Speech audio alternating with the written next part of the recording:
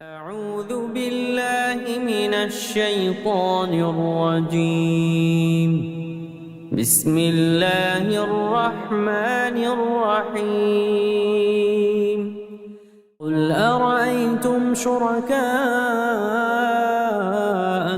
الذين تدعون من دون الله أروني ماذا خلقوا من الأرض أم لهم شرك في السماوات أم آتيناهم كتابا فهم على بينة منه بل يعد الظالمون بعضهم بعضا إلا غرورا إن الله يمسك السماوات والأرض أن تزولا ولئن زالتا إن أمسكهما من أحد من بعده إنه كان حليما غفورا. السلام عليكم ورحمة الله وبركاته. ഖുർആൻ പദം 1511 ദിവസത്തിലേക്ക് എല്ലാവരെയും ഹാർദമായി സ്വാഗതം ചെയ്യുന്നു. വിശുദ്ധ ഖുർആനിലെ 35-ാമത്തെ അധ്യായമായ സൂറത്തുൽ ഫാത്തിറിലെ 40-41 ആയത്തുകളാണ് ഇന്ന് പഠന വിധേയമാക്കുന്നത്. ക്ലാസ് ആരംഭിക്കുന്നതിനായി ആദരണീയനായ ഡോക്ടർ A.I. വിലായത്തുള്ള സാഹിബിനെ ക്ഷണിക്കുന്നു. അസ്സലാമു അലൈക്കും വറഹ്മത്തുള്ളാഹി വബറകാതുഹു. അഊദു ബില്ലാഹി മിനശ് ശൈത്വാനിർ റജീം. ബിസ്മില്ലാഹിർ റഹ്മാനിർ റഹീം. ഖുൽ അറഅയ്തും ശുറകാഅകുമുല്ലദീന തദ്ഊന മിൻ ദൂനില്ലാഹി الذين تدعون من دون الله يروني ماذا خلقوا من الأرض أم لهم شرك في السماوات أم آتيناهم كتابا فهم على بينة منه بل إن يعد الظالمون بعضهم بعضا إلا غرورا إن الله يمسك السماوات والأرض أن تزولا ولئن زالتا إن أمسكهما من أحد من بعده إنه كان حليما غفورا. صدق الله العلي العظيم. സൂറത്ത് ഫാത്തിറിലെ 40-41 ആയത്തുകളാണ് ഞാൻ നിങ്ങളെ കേൾപ്പിച്ചിട്ടുള്ളത്.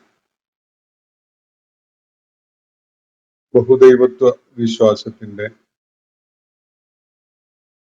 അടിത്തറ തന്നെ വളരെ ദുർബലമായ, നിലനിൽപ്പില്ലാത്ത, തീർത്തും അപ്രസക്തമായ കാര്യമാണ് എന്നത് ബോധ്യപ്പെടുത്തുന്ന ചില കാര്യങ്ങളാണ് ഞാൻ നിങ്ങളെ കേൾപ്പിച്ചിട്ടുള്ള ആയത്തുകളിൽ അടങ്ങിയിട്ടുള്ളത്. സത്യനിഷേധികളുടെ ഇവിടെ പ്രത്യക്ഷത്തില് വിശുദ്ധ ഖുർആനെ അള്ളാഹുവിന്റെ വെളിപ്പാടായിട്ട് അംഗീകരിക്കുകയോ ഉൾക്കൊള്ളുകയോ ചെയ്യാതെ നിഷേധാത്മകമായ നിലപാട് സ്വീകരിച്ച ആളുകൾ ഏറ്റുവാങ്ങാൻ പോകുന്ന പരിണതിയെക്കുറിച്ച് പരാമർശിച്ചതിന് ശേഷമാണ് ഈ വിവരണം വരുന്നത്. അവിടെ വ്യക്തമാക്കപ്പെടുകയുണ്ടായത് വിശുദ്ധ ഖുർആനെ തള്ളിക്കളയുന്ന, അതിനോട് സത്യസന്ധതയോടുകൂടി പ്രതികരിക്കാതിരിക്കുന്ന ആളുകൾ നരകത്തിലാണ് ചെന്ന് ചേരാൻ പോകുന്നത്.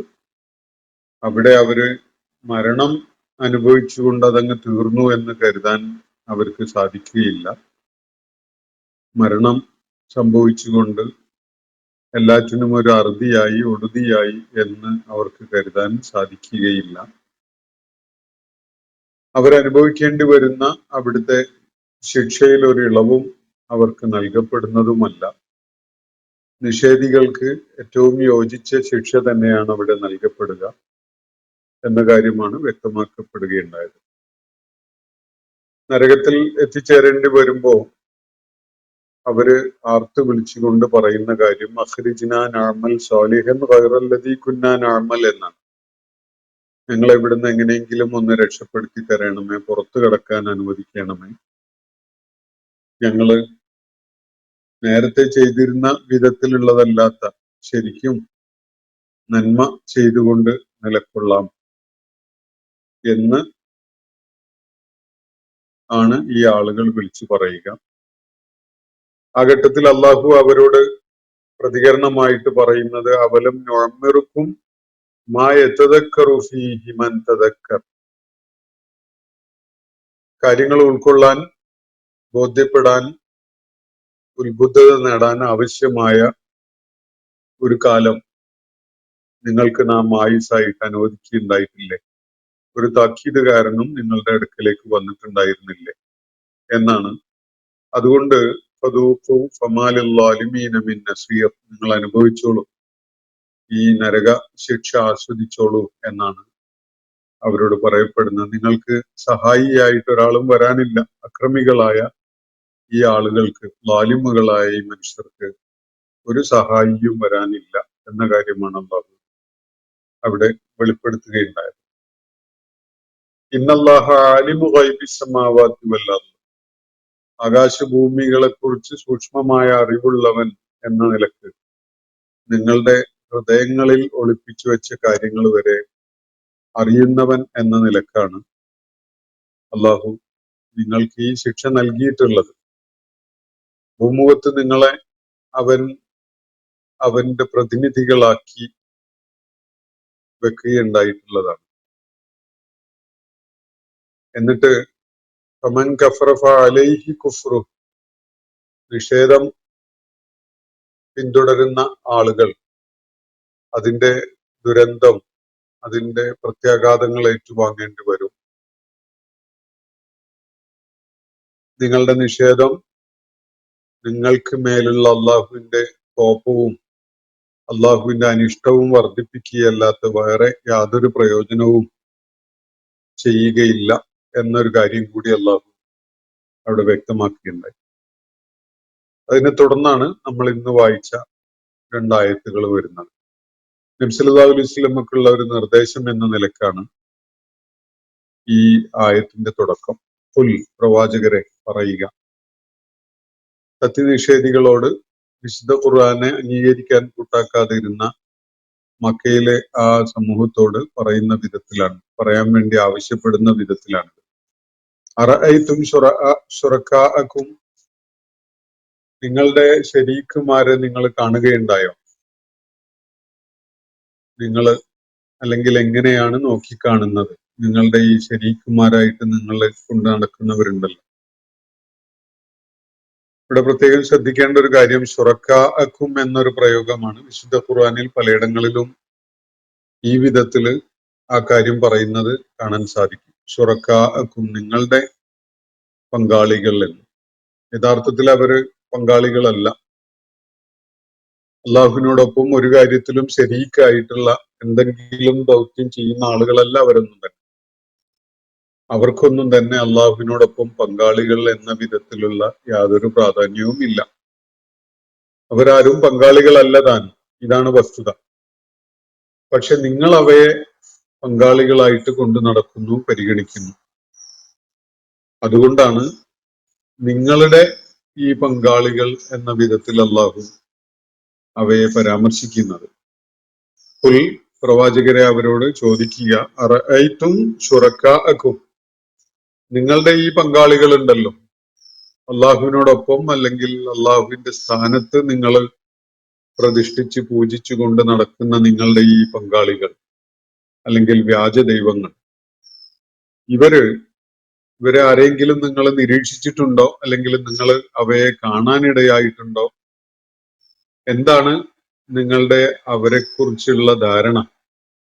ഈ അർത്ഥ സൂചനകളൊക്കെ അടങ്ങിയതാണ് ഈ പ്രയോഗം. അറഅയ്തും എന്ന് പറഞ്ഞാൽ നിങ്ങൾ കണ്ടില്ലേ, നിങ്ങൾ കണ്ടുവോ എന്നൊക്കെയാണ് അതിന്റെ ഭാഷാപരമായ അർത്ഥമെങ്കിലും അവയെക്കുറിച്ച് നിങ്ങൾ എന്ത് കരുതുന്നു, നിങ്ങളുടെ നിലപാട് എന്താണ്, നിങ്ങൾ അവയെ കുറിച്ച് എങ്ങനെ മനസ്സിലാക്കുന്നു എന്നൊക്കെയുള്ള അർത്ഥം സൂചിപ്പിക്കുന്നുണ്ട്. അത് തുടർന്നുള്ള വാക്കുകളും ആ ഒരു വായനയെ ബലപ്പെടുത്തുന്ന വിധത്തിലുള്ളതാണ്.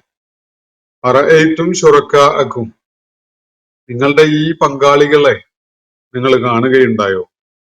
അല്ലദീന തദഊന മിൻ ദൂനില്ലാഹ്, അള്ളാഹുവിന് പുറമെ നിങ്ങൾ വിളിച്ച് പ്രാർത്ഥിക്കുന്ന വിധത്തിലുള്ള നിങ്ങളുടെ ഈ പങ്കാളികൾ ഉണ്ടല്ലോ, അള്ളാഹുവിന്റെ സ്ഥാനത്ത് നിങ്ങൾ അവരെയാണ് വിളിച്ച് പ്രാർത്ഥിക്കുന്നത്. യഥാർത്ഥത്തിൽ പ്രാർത്ഥനയ്ക്ക് അർഹനായവൻ അള്ളാഹു മാത്രമായിരുന്നു.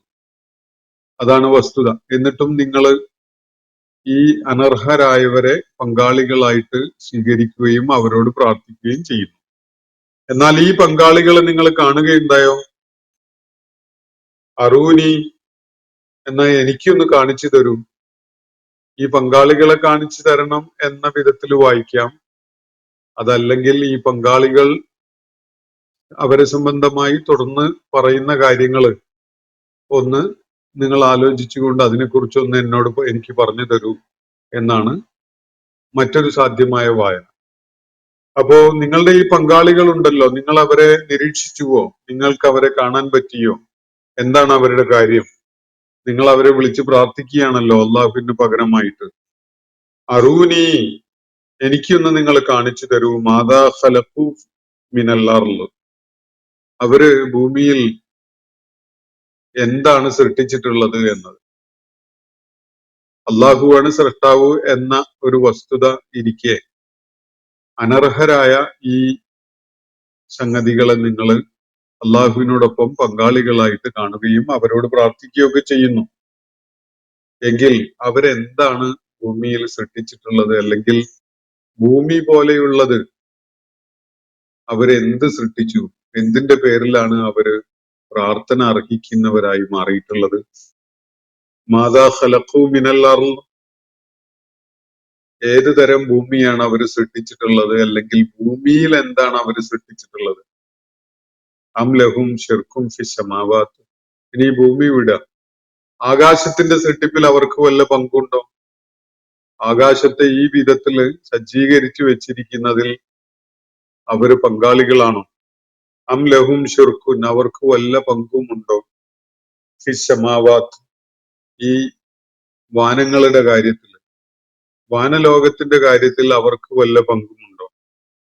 അം ആതൈനാഹും കിതാബൻ ഫഹും അലാ ബയ്യിനത്തിൻ മിൻഹു, ഇനി നബി സല്ലല്ലാഹു അലൈഹി വസല്ലമയോട് അള്ളാഹു ചോദിക്കുന്ന കാര്യം, അല്ല ഇവർക്ക് നാം വല്ല ചീട്ടും കൊടുത്തയച്ചതാണ്, എന്നിട്ട് അതിന്റെ അടിസ്ഥാനത്തിലാണോ ഇവര് ഈ ആരാധ്യന്മാരെയൊക്കെ സ്വീകരിച്ചിരിക്കുന്നത്? ഇതാണ് ചോദ്യം.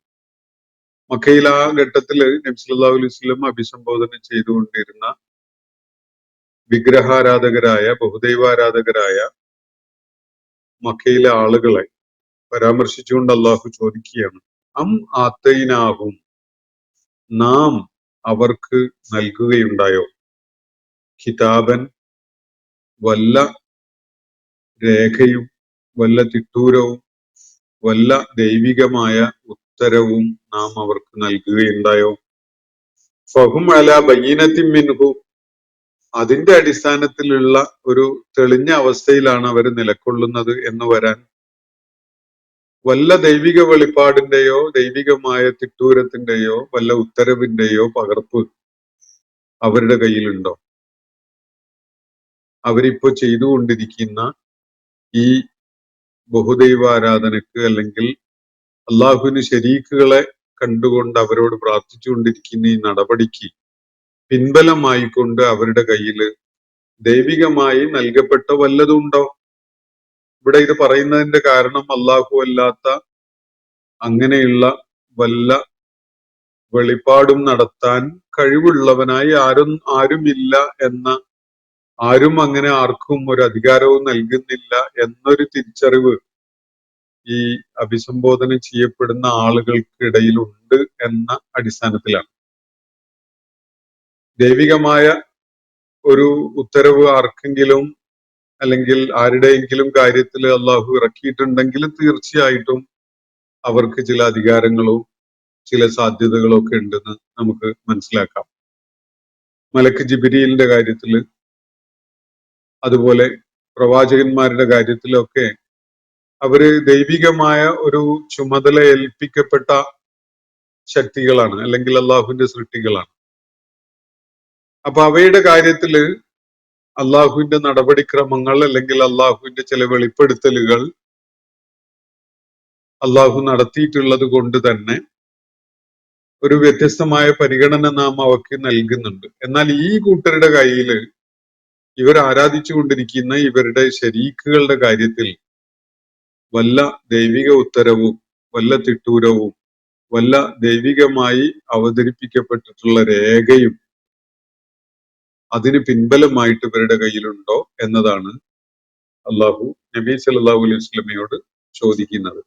അം ആതൈനാഹും കിതാബ, നാം ഇവർക്ക് വല്ല കടലാസോ രേഖയോ തെളിവോ അല്ലെങ്കിൽ ഗ്രന്ഥമോ നൽകുകയുണ്ടായോ? ഫഹും അലാ ബയ്യിനത്തിൻ മിൻഹു, ആ കടലാസിന്റെ അല്ലെങ്കിൽ ആ ഉത്തരവിന്റെയോ തിട്ടൂരത്തിന്റെയോ പിൻബലത്തില് തെളിമയുള്ള ഒരു അവസ്ഥയിലാണ് അവർ ഇക്കാര്യം പറയുകയും ഈ നിലപാട് സ്വീകരിക്കുകയും ചെയ്യുന്നത് എന്ന് വരാൻ. അപ്പൊ ഇവര് ശരീക്കുകളായിട്ട് അംഗീകരിച്ചു കൊണ്ട് നടക്കുന്നവർക്ക് വല്ല ദൈവികതയും അംഗീകരിച്ചു കൊടുക്കുന്ന വിധത്തിലുള്ള വല്ല ഉത്തരവും പ്രപഞ്ച സൃഷ്ടാവായ അള്ളാഹുവിൽ നിന്നുണ്ടായിട്ടുണ്ടോ? ഇതാണ് അവരോടായിട്ട് നബി സല്ലല്ലാഹു അലൈഹി വസല്ലം ഉന്നയിക്കേണ്ട വിധത്തിൽ ഉന്നയിക്കുന്നതിനായി അള്ളാഹു നബി സല്ലല്ലാഹു അലൈഹി വസല്ലമയോട് ഈ കാര്യം ചോദിക്കുന്നത്. ഇതങ്ങനെ സ്പെസിഫിക് ആയിട്ട് അവരോട് ചോദിക്കാൻ എന്ന് പറയുന്നില്ല. നേരത്തെ ഖുൽ എന്ന് പറഞ്ഞതിന്റെ തുടർച്ചയായിട്ട് വേണമെങ്കിൽ അത് കാണാം. ഇനി അതല്ലെങ്കിൽ ആ ചോദ്യം അവസാനിച്ചതിന് ശേഷം അള്ളാഹുവും നബി സല്ലല്ലാഹു അലൈഹി വസല്ലമയും തമ്മിൽ നടക്കുന്ന ഒരു സംഭാഷണത്തിന്റെ ഭാഗമായിട്ട് ഒരു കാര്യം ഉന്നയിക്കുന്നതുമാകാം. അം അതൈനാഹും കിതാബൻ ഫഹും അലാ ബയ്യിനത്തിൻ മിൻഹു, ഈ ശരീക്കുകൾക്ക് വല്ല ലെജിറ്റിമസിയും ഉണ്ട് എന്നത് വെളിപ്പെടുത്തുന്ന വിധത്തിലുള്ള വല്ല രേഖയും നാം അവർക്ക് നൽകിയതുണ്ടോ? അവരുടെ പിൻബലമായിട്ട് അവരുടെ കയ്യിലുണ്ടോ? ബൽ ഇൻ യഅദുൽ ളാലിമൂന ബഅദുഹും ബഅദൻ ഇല്ലാ ഗുറൂറ, ഒരിക്കലുമില്ല. അങ്ങനെ യാതൊരു ദൈവിക വെളിപ്പാടിന്റെയും പിൻബലം അവരിപ്പോ ചെയ്തുകൊണ്ടിരിക്കുന്ന ഈ ബഹുദൈവത്വത്തിന്, ഈ ബഹുദൈവ ആരാധനക്ക്, അള്ളാഹുവിൽ പങ്കാളികളെ ചേർക്കുന്നതിന് യാതൊരു പിൻബലമായിട്ടും ഒരു രേഖയും അവരുടെ കയ്യിലില്ല. ബൽ, അങ്ങനെ ഒന്നുമില്ല. ഈ യഅദുൽ ളാലിമൂന, ഈ അക്രമകാരികൾ, ഈ അധർമ്മകാരികൾ, ഈ ആത്മദ്രോഹം ചെയ്യുന്ന ആളുകൾ വാഗ്ദാനം ചെയ്യുന്നത് ബഅദുഹും ബഅദ, അവരിൽ ചിലർ മറ്റു ചിലർക്കായിട്ട് വാഗ്ദാനം ചെയ്യുന്നത്, എന്നാൽ എന്ന് പറഞ്ഞാൽ അവര് പരസ്പരം വാഗ്ദാനം ചെയ്തുകൊണ്ടിരിക്കുന്നത് എന്ത് മാത്രമാണ്? ഇല്ലാ ഗുറൂറ, കേവലം ചതി മാത്രമാണ്, അല്ലെങ്കിൽ വ്യാമോഹങ്ങൾ മാത്രമാണ്, മോഹിപ്പിക്കുക മാത്രമാണ് അവർ ചെയ്യുന്നത്. അത് യാതൊരു അടിസ്ഥാനവും ഇല്ലാത്ത വിധത്തില്, ഒരു തെളിവും പിൻബലവും യാഥാർത്ഥ്യമായി പുലരാനുള്ള സാധ്യതയും ഇല്ലാത്ത വിധത്തിലുള്ള വ്യാമോഹിപ്പിക്കല് മാത്രമാണ് അവർ ചെയ്തുകൊണ്ടിരിക്കുന്നത്. അത് വെറും ചതിയാണ്. ഗുറൂർ എന്ന് പറഞ്ഞാൽ ചതി, വഞ്ചന, അല്ലെങ്കിൽ വ്യാമോഹം, മോഹിപ്പിക്കൽ, അടിസ്ഥാനരഹിതമായ വിധത്തില്, ഒരു പിൻബലവും ഇല്ലാത്ത വിധത്തില് മോഹം നൽകൽ എന്നൊക്കെ മനസ്സിലാക്കാം. ബേസിക് മീനിങ് അതിന്റെ ചതി, വഞ്ചന എന്നൊക്കെയാണ്. അപ്പൊ ഇവിടെ ചൂണ്ടിക്കാണിക്കപ്പെട്ടിട്ടുള്ള കാര്യം, ഈ ആളുകള് പരസ്പരം പറഞ്ഞുകൊണ്ടിരിക്കുന്നത് അല്ലെങ്കിൽ പരസ്പരം വാഗ്ദാനം ചെയ്തുകൊണ്ടിരിക്കുന്നത് വളരെ ബേസ്ലെസ് ആയ, ട്രച്ചറസ് ആയ, ഡിസെപ്റ്റീവായ കാര്യങ്ങൾ മാത്രമാണ് എന്നതാണ്. അതിന് യാഥാർത്ഥ്യത്തിന്റെ യാതൊരു പിൻബലവും ഇല്ല. ദൈവിക വെളിപ്പാടിന്റെ യാതൊരു പിൻബലവും അതിനില്ല. അവരുടെ കയ്യിൽ അവരിപ്പോ പ്രാക്ടീസ് ചെയ്തുകൊണ്ടിരിക്കുന്ന ബഹുദൈവത്വത്തിന് പിൻബലമായിട്ട് പ്രപഞ്ചങ്ങളുടെ സൃഷ്ടാവായ റബ്ബിന്റെ അടുക്കൽ നിന്നുള്ള യാതൊരു തിട്ടൂരവും അവരുടെ കയ്യിലില്ല. ഒരു രേഖയുമില്ല, ഒരു തെളിവുമില്ല, ഒരു യുക്തിപരമായോ ബുദ്ധിപരമായോ ഉൾക്കൊള്ളാൻ കഴിയുന്ന യാതൊരു അടിത്തറയും ഇല്ല. ഇതാണ് അള്ളാഹു തുടർന്ന് വ്യക്തമാക്കിയിട്ടുള്ളത്. എന്നിട്ട് അള്ളാഹു പറയുന്ന അതിനുള്ള തെളിവായിട്ട്, ഈ പറയുന്ന കാര്യത്തിനുള്ള തെളിവായിട്ട് അള്ളാഹു ഒരു പ്രാപഞ്ചികമായ കാര്യം ചൂണ്ടിക്കാണിച്ചുകൊണ്ട് വളരെ ശക്തമായ ഒരു യുക്തിതലം വെളിപ്പെടുത്തുകയാണ്. ഇന്നല്ലാഹ, നിശ്ചയമായിട്ടും അല്ലാഹു യുംസിക്കു സമാവാത്തി വല്ലർള അൻ തസൂല, ആകാശങ്ങളെയും ഭൂമിയെയും ഈ പ്രപഞ്ച സാകല്യത്തെ ചാഞ്ഞു ചെരിഞ്ഞ് നീങ്ങിപ്പോകാതിരിക്കാൻ വേണ്ടി അള്ളാഹു ഈ പ്രപഞ്ച സംവിധാനത്തെ സ്റ്റേബിൾ ആയിട്ട് പിടിച്ചു നിർത്തിയിരിക്കുന്നു. അള്ളാഹുവാണ് ഈ പ്രപഞ്ചത്തിന്റെ ഈ ക്രമീകരണം ഈ വിധത്തില് നിലനിർത്തുന്നത്. അതിന്റെ ഒരു സന്തുലിതത്വമുണ്ട്.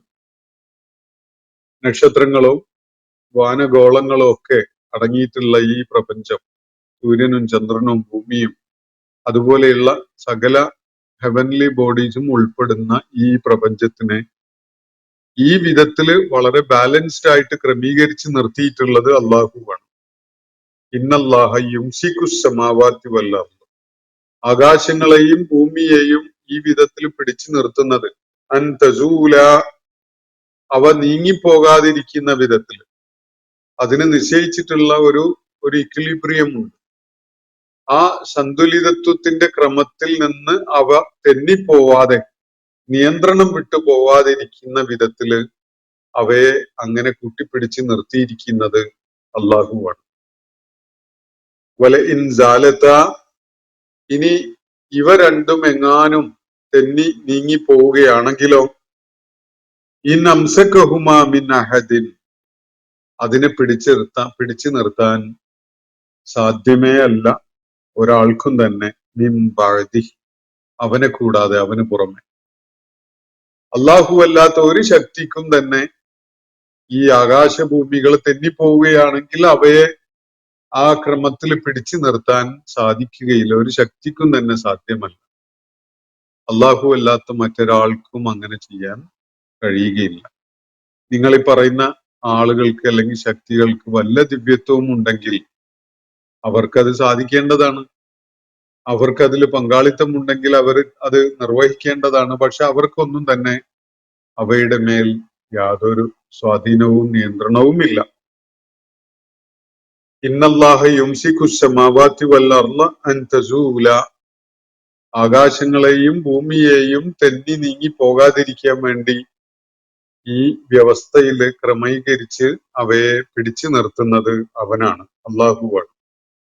വല ഇൻസാലത, ഇനി എങ്ങാനും അവ തെന്നി നീങ്ങി പോവുകയാണെങ്കിലോ, ഇൻ അംസകഹുമാ മിൻ അഹദിൻ മിൻ ബഅദി, അവന് പുറമെ അവന് ശേഷം അവയെ പിടിച്ചു നിർത്താൻ കഴിയുന്നവനായിട്ട് ആരുമേയില്ല.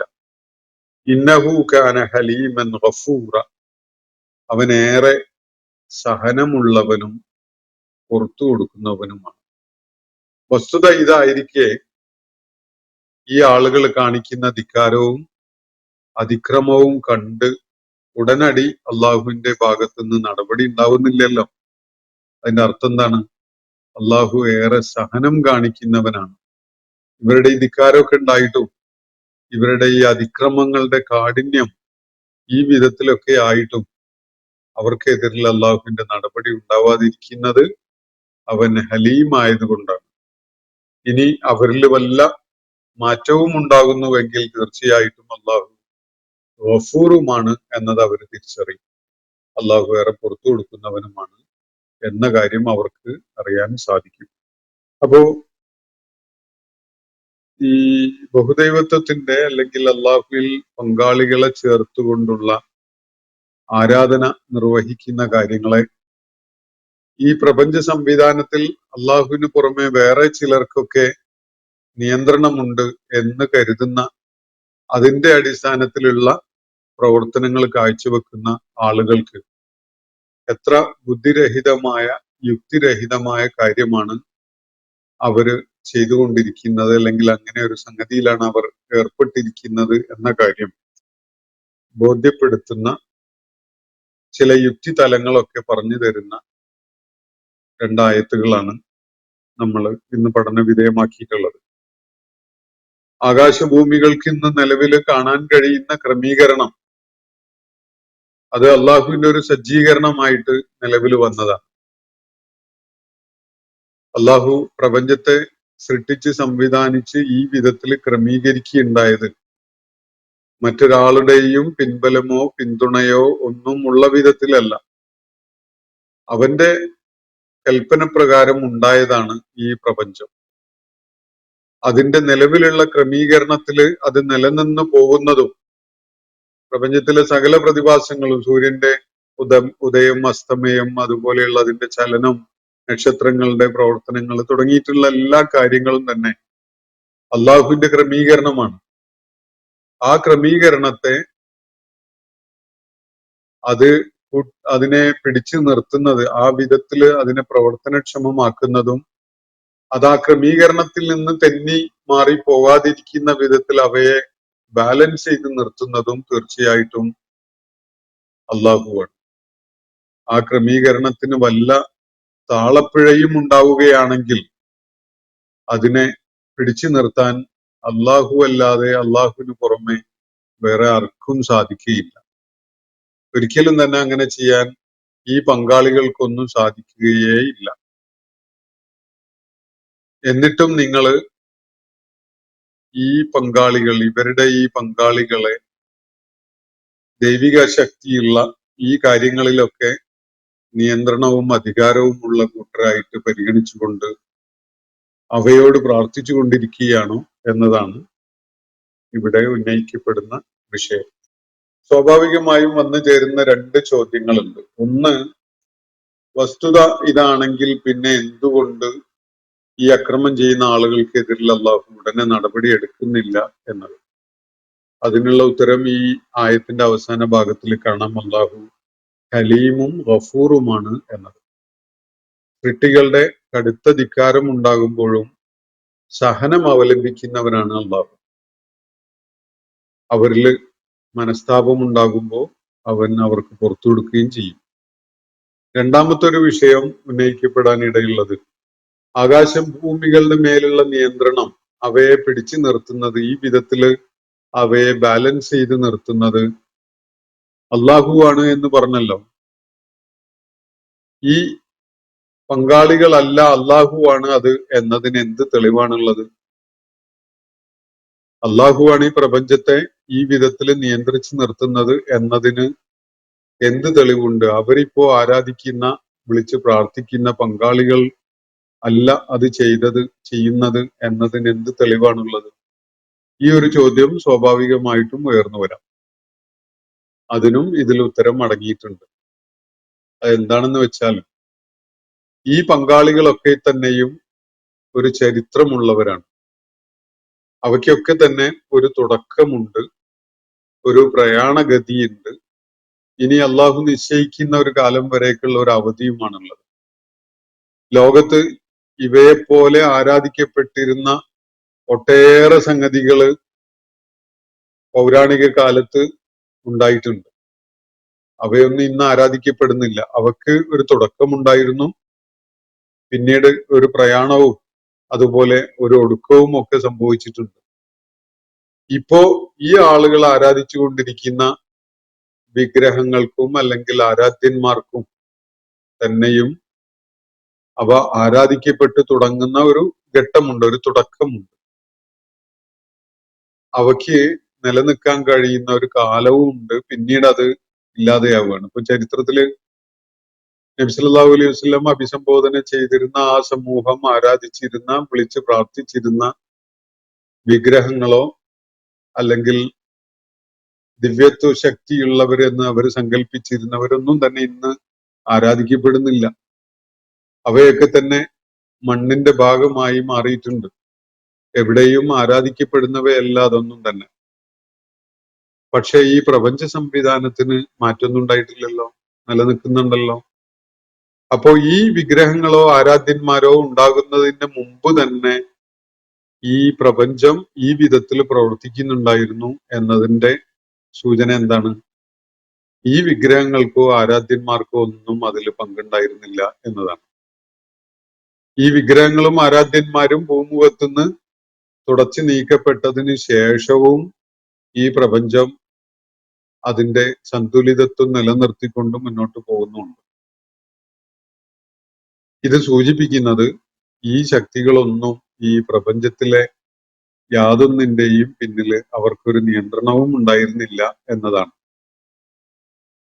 ഈ പ്രപഞ്ചം തന്നെ ഉണ്ടാകുന്നതിന് മുമ്പ് അസ്തിത്വം ഉണ്ടായിരുന്ന ഒരുവന് മാത്രമേ ഈ പ്രപഞ്ചത്തിന്റെ സൃഷ്ടിപ്പ് സാധിക്കുകയുള്ളൂ. അങ്ങനെ ഒരാൾ നമ്മുടെ മുന്നിലില്ലല്ലോ. അങ്ങനെ ഒരു ശക്തിയെ നമുക്ക് എക്സ് എന്ന് പേര് വിളിക്കാം, അല്ലെ വൈ എന്ന് പേര് വിളിക്കാം. ആ ഒരു ശക്തിയെയാണ് അള്ളാഹു എന്ന് നമ്മൾ പറയുന്നത്, വിശുദ്ധ ഖുർആൻ പരിചയപ്പെടുത്തുന്നത്. ഈ പ്രപഞ്ച സംവിധാനം തന്നെ നിലവിൽ വരുന്നതിന്റെ മുമ്പുണ്ടായിരുന്ന ഒരു അസ്തിത്വം, ഒരു ശക്തി. അവൻ ഈ പ്രപഞ്ചത്തിന്റെ ഭാഗമല്ല, അവന്റെ ഒരു സൃഷ്ടിയാണ് ഈ പ്രപഞ്ചം എന്ന് പറയുന്നത്.